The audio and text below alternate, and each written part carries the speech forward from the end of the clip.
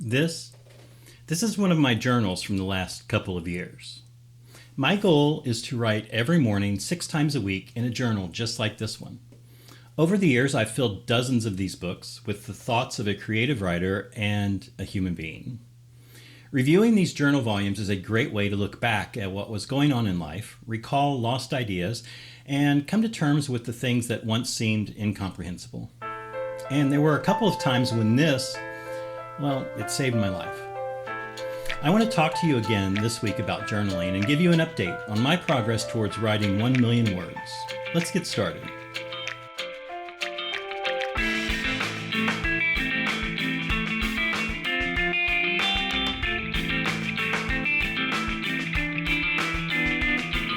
Hey, you made it back. It's good to see you.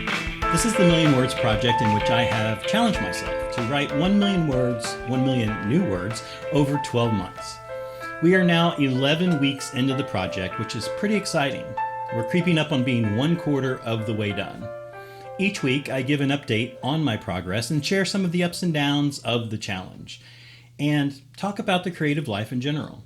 Along the way, I shared things that I hope will inspire you or support you as you pursue the big things in your life that make you excited, and then inject your life with the electric spark of purpose and meaning.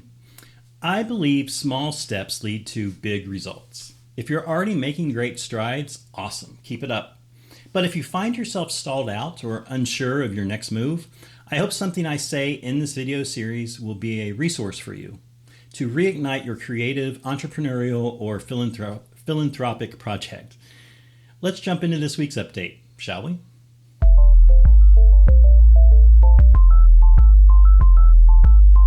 Week 11 is in the books. I came in just a tad over the weekly target, 26 words over to be precise. On the client project front, I'm still waiting for a go-ahead for what looks like it might be the last client project of the year, which is disappointing to my bank account, but that's how the freelance ball bounces sometimes.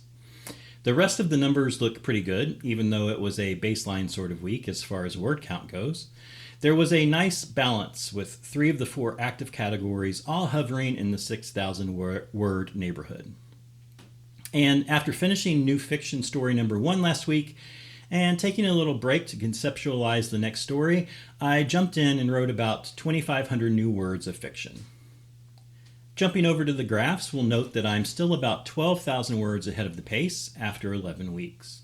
And the big red section of this cumulative totals shown in that pie chart, which signifies the percentage of new words that have been in the life document category, has been declining the last few weeks and is now heading below 50%. My goal is to have the life document be somewhere in the 30% range overall, so we are gradually moving back that direction as I throttle some of that work to make space for other writing. I've taken what was an average of 14,000 words per week in the life document project for the first 6 weeks and cut it in half, averaging around 7,000 words per week for the last 5 weeks.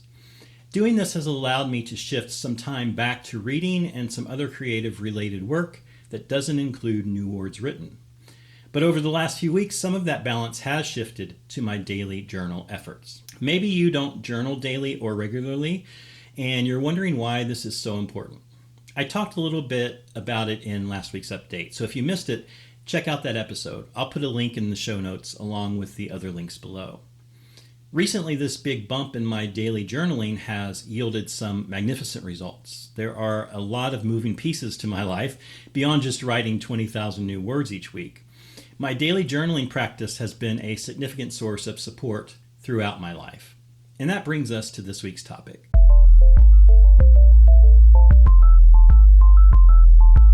Part of my life document project is rereading, transcribing, and annotating my old journals. And I've realized there has been a real evolution of the practice that I've undergone over the years. I thought it might be interesting to talk about the kinds of journaling I've done and where I am now.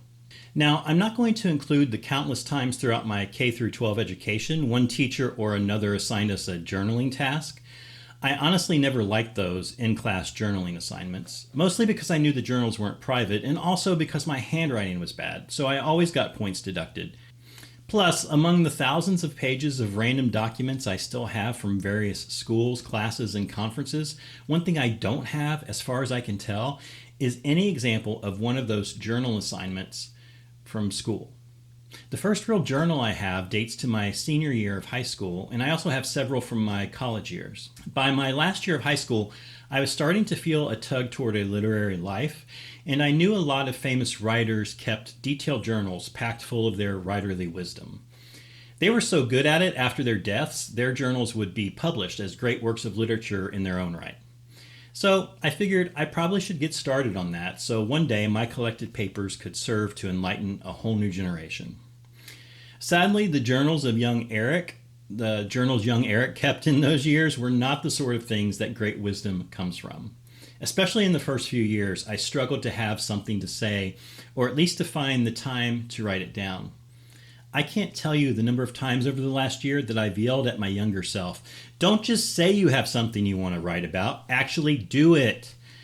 Because I used to often write something like, "Oh, something really big happened today, but I'll write about it later." Or, "I've been thinking about this thing a lot, and I'm sure I'll write about it soon, but guess what?"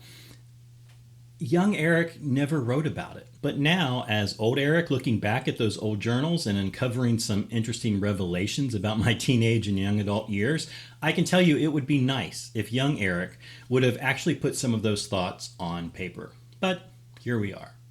My early journals were barely a step above a Dear Diary type journal, which most of us are familiar with. There were some actual meaningful passages here and there scattered among the sort of drudgery of the day-to-day, but I didn't have any real system for journaling at that time, and I was very inconsistent. So the actual value of those pages is less than it could have been.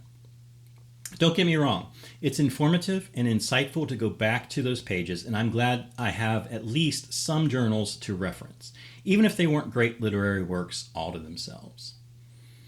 Next, my journal morphed into something more fluid and undefined. I had an old leather-bound accounts book that I utilized for a journal for a while. My writings still weren't consistent, though, maybe a little bit more frequent, but not really. However, that journal was kind of a catch-all. There were normal journal entries, but I also mixed in bits of fiction and poetry and quotes of philosophy and theology. Basically anything I was writing, thinking, studying, or pondering that wasn't actual college coursework, I kept in that book.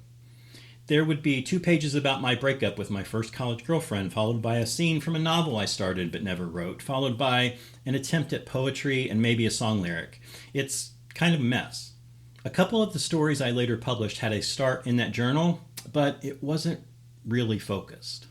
As I transitioned into adult life, there were a lot of things that distracted me from a daily journaling habit.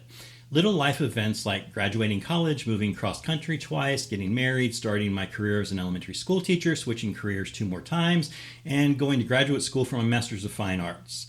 During the next phase of life, I started journaling at least a half dozen times, with some first line that was always similar to this: "It's been a while, but I'm going to try to do better and journal more consistently." And much like my diet and exercise regimen, I would start out going strong for a while and then miss a week and then 2, and before I knew it, I was buying another journal and writing, "Well, it's been a while, but I'm going to try to do better." Again, I really wish I'd been more consistent because there were a lot of things that happened in those years that I'd love to investigate with a little more detail as I look back at my life. But the flip side of the coin is I at least have some record, spotty though it is, to look back on.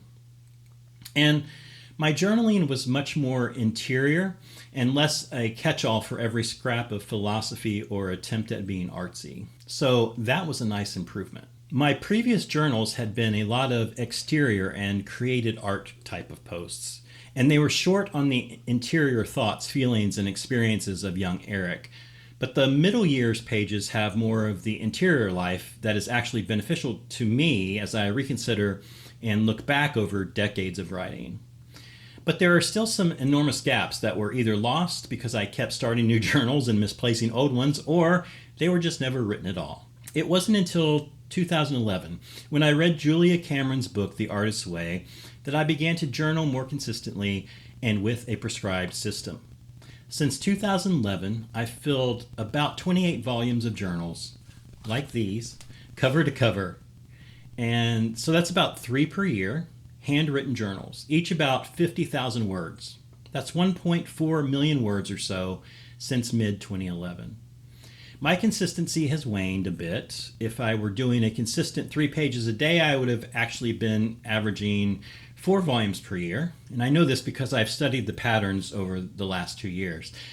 But there have been times when I only did my pages 2 or 3 times a week, and the occasional 3 or 4 week stretch where I let the journal go fallow. 2015 was a rough year, and it had a lot of journaling gaps. 2020 was almost all contained in a single journal volume. And there are other instances where I've not been super consistent. However, I have a journal volume that covers every month since June of 2011. And most of the time it's detailed, useful, and one of the biggest secret powers I have in my creative, personal, and spiritual life. My journaling has become a conversation with myself, and a conversation with my subconscious, and a conversation with the created universe. Yes, I know, that sounds a little woo-woo, but if you remember 2 weeks ago when I talked about writing out loud, that is, using writing to process what it is I think, feel, and know about the world, well, one of the purposes of my morning writing is to help facilitate that insight and wisdom. It's been the most influential thing to help me grow, change, and improve, and a couple of times it's even saved my life. Over the years, my daily ritual has evolved. I've come up with a very specific and intentional journaling practice, and I'm going to share the details of that next week in the last of this trilogy of episodes about journaling.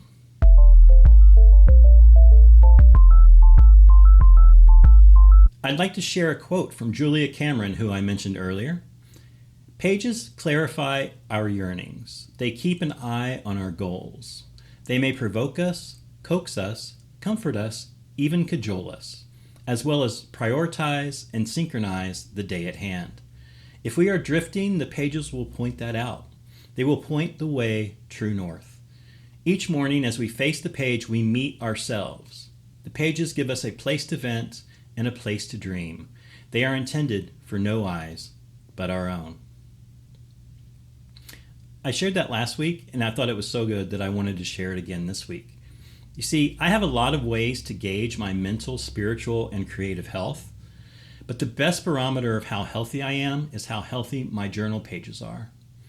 I can go back even to those earliest journals and see patterns that would rear their head for the next 30 years, and I can see little glimmers of hope in there as well. The last few weeks, my journal volume has swelled, and with good reason.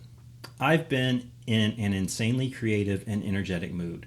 That's why I wanted to share this with you, to encourage you to look at your own journaling practice, if you have one, and to encourage you to develop one if you don't.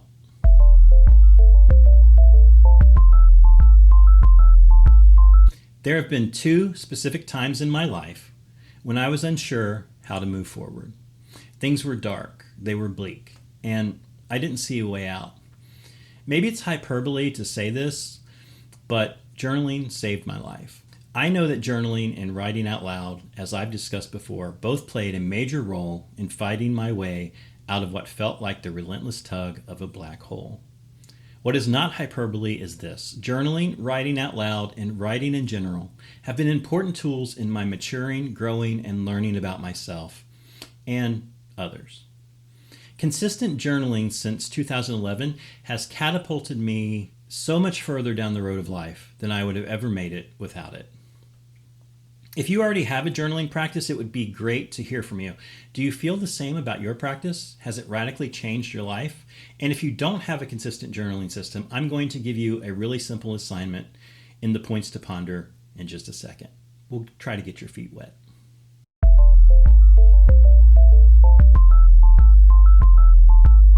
Here's a very simple pre-journaling exercise to dip your toes into the pool. It only takes 2 minutes, but I want you to do it every day for 6 days. On a piece of paper, it could be that long receipt you get at Walgreens or CVS, even though all you bought was a pack of gum, but whatever. On the piece of paper, scrap paper or not, write out the top 3 things that happened to you yesterday. Just a bulleted list, no need to elaborate. Next, list the top 3 things you are anticipating about today. Finally, what is one big question on your mind right that second? Could be anything from the meaning of life to why the people across the street trim their bushes in that shape. 3 things from yesterday, 3 things for today, and 1 big question that's on your mind. That's it. That's the entire assignment.